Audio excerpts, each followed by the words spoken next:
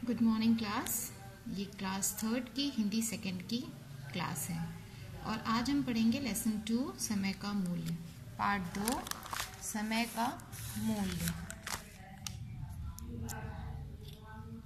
तो मैं पढ़ना स्टार्ट करती हूँ। बात उन दिनों की है जब हमारा देश आज़ाद नहीं हुआ था। महात्मा गांधी तब साबरमती आश्रम में रहते थे। एक दिन एक सज्जन गांधी जी के आश्रम में पहुंचे। वे पास के ही एक गांव से आए थे। उस गांव में एक सभा होने वाली थी जिसके आयोजक वही सज्जन थे। आयोजक महोदय ने गांधी जी को प्रणाम किया और आदर पूर्वक विनती की, बापू, कल शाम को 4 बजे हम लोगों ने अपने गांव में एक सभा आयोजित की है। यदि आप मुख्य अतिथि बनकर भाषण दे सकें तो बड़ी कृपा होगी। तो हमारे सामने ये पहला सेकंड लेसन है, समय का मूल्य। फर्स्ट लेसन था एक कविता प्रार्थना, जिसे हमने पढ़ा, इसके क्वेश्चन आंसर को देखा। अब हम पढ़ेंगे पार्ट 2 समय का मूल्य। जैसा कि मैंने अभी पढ़ा, तो ये उन दिनों की बात हो रही है इस लेसन में जबकि हमारा देश जो है स्वतंत्र नहीं हुआ था, आज़ाद नहीं हुआ था, यानी अंग्रेजों की गुलामी को झेल रहा था, दासता को झेल रहा था। तब महात्मा गांधी जो हैं साबरमती आश्रम में रहते थे, जो कि गुजरात में है। एक दिन एक सज्जन गांधी जी के पास पहुंचे। सज्जन यानी भला आदमी। वो पास के ही गांव से आए थे। उस गांव में एक सभा होने वाली थी जिसके आयोजक जो हैं वही सज्जन थे जो गांधी जी के पास आश्रम में आए थे उनसे मिलने के लिए। आयोजक महोदय ने गांधी जी को प्रणाम किया और आदर पूर्वक कहा कि बापू, कल शाम को 4 बजे हम लोगों ने अपने गांव में एक सभा आयोजित की है। यदि आप मुख्य अतिथि बनकर भाषण दे सके तो बड़ी कृपा होगी। यानी आयोजक महोदय जो बगल के गांव से आए थे, उन्होंने गांधी जी से आदर पूर्वक सम्मान पूर्वक कहा कि कल शाम को 4 बजे गांव में एक सभा है जिसमें आप अगर चीफ गेस्ट बनकर, मुख्य अतिथि बनकर भाषण देंगे तो आपकी जो है बड़ी कृपा होगी। गांधी जी से उन्होंने आदर पूर्वक ये प्रार्थना की। आगे बापू ने हामी भर दी और अपनी डायरी में तिथि और समय नोट कर लिया। आयोजक महोदय ने बापू से कहा, बापू, हम कल 3:30 बजे ही आपको लेने आ जाएंगे। बापू ने हाँ कर दिया कि मैं ज़रूर आऊँगा और अपनी डायरी में उन्होंने डेट और टाइम नोट कर लिया। आयोजक महोदय ने बापू से कहा कि हम कल 3:30 बजे आपको लेने आ जाएंगे। गांधी जी बोले, ठीक है, मैं नियत समय पर तैयार मिलूंगा। नियत का मतलब होता है ठीक समय पे मैं आपको तैयार मिलूंगा। अगले दिन शाम को 3:30 बजे गांधी जी तैयार होकर आयोजक महोदय की प्रतीक्षा करने लगे। 10-15 मिनट बीत जाने पर भी आयोजक महोदय दूर दूर तक नहीं दिखे। गांधी जी ने घड़ी देखी।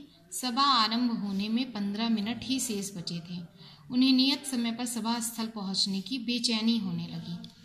गांधी जी ने कहा था कि मैं एकदम सही समय पर तैयार मिलूंगा, तो उसके हिसाब से वो 3:30 बजे तैयार होकर आयोजक महोदय जो उन्हें निमंत्रण देने आया था उनकी प्रतीक्षा करने लगे। 10-15 मिनट बीत गया, फिर भी जब आयोजक महोदय दूर दूर तक नहीं दिखे तो गांधी जी ने अपनी घड़ी में समय देखा। सभा प्रारंभ होने में यानी शुरू होने में सिर्फ 15 मिनट ही बचे थे। उन्हें सही समय पर सभा स्थल पर पहुंचने की घबराहट होने लगी, बेचैनी होने लगी। गांधी जी ने आश्रम की साइकिल उठाई और सभा स्थल की ओर चल पड़े। वहां वे ठीक 4 बजे पहुंच गए और बिना एक क्षण गवाए मंच पर चढ़कर भीड़ को संबोधित करने लगे।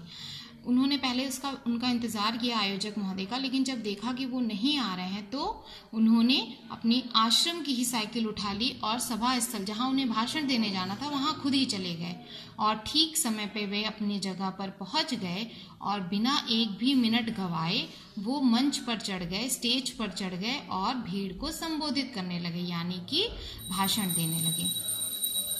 इधर आयोजक महोदय मोटर गाड़ी लेकर आश्रम पहुंचे तो उन्हें गांधी जी नहीं मिले।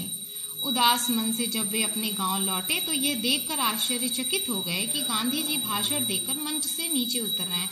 इसका मतलब ये हुआ कि आयोजक महोदय जब वहां पहुंचे गाड़ी लेकर के, तो वहां पे आश्रम में उन्हें गांधी जी नहीं मिले। जब वो अपने घर लौटने लगे, उन्हें लगा, अपने गांव लौटने लगे कि गांधी जी कहीं और चले गए, तो यह देखकर उन्हें हैरानी हुई। वो आश्चर्यचकित हो गए कि गांधी जी भाषण दे चुके हैं और स्टेज से, मंच से नीचे उतर रहे हैं।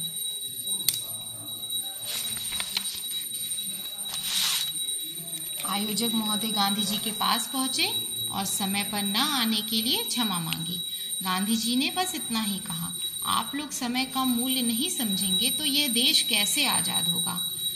आयोजक महोदय गांधी जी के पास पहुंचे और उन्होंने उनसे क्षमा मांगी कि मैं आपसे क्षमा मांगता हूं कि मैं समय पर आपको लेने नहीं आया। तो गांधी जी ने उनसे बस इतना ही कहा कि अगर आप लोग समय का मूल्य, समय की कीमत नहीं समझेंगे, चूंकि उस समय भारत आजाद नहीं हुआ था, तो ये हमारा देश कैसे आजाद होगा। आगे इस कहानी से हमें क्या शिक्षा मिलती है? हमें अपने काम समय पर करने की आदत डालनी चाहिए। ये हम सबके लिए है, चाहे आप लोग हैं, चाहे मैं हूँ, चाहे कोई भी हो। हमें अपना कार्य जो है वो समय पे करना चाहिए। समय पे कार्य करने से और उसे आगे के लिए कभी भी टालना नहीं चाहिए, क्योंकि कल जो है वो कभी भी नहीं आता है। इसलिए इस पाठ से हमें यह शिक्षा मिलती है कि जो भी कार्य हमें जब भी मिले, हमें उसी समय उसे कर डालना चाहिए, उसे आगे के लिए नहीं टालना चाहिए। तो आज के लिए आपका ये कार्य है कि आप इस लेसन को दोबारा खुद से पढ़ेंगे और इसको समझने का प्रयास करेंगे। आगे नेक्स्ट वीडियो में मैं आपको इस पाठ से संबंधित अभ्यास कार्य को करवाऊंगी। Thank you.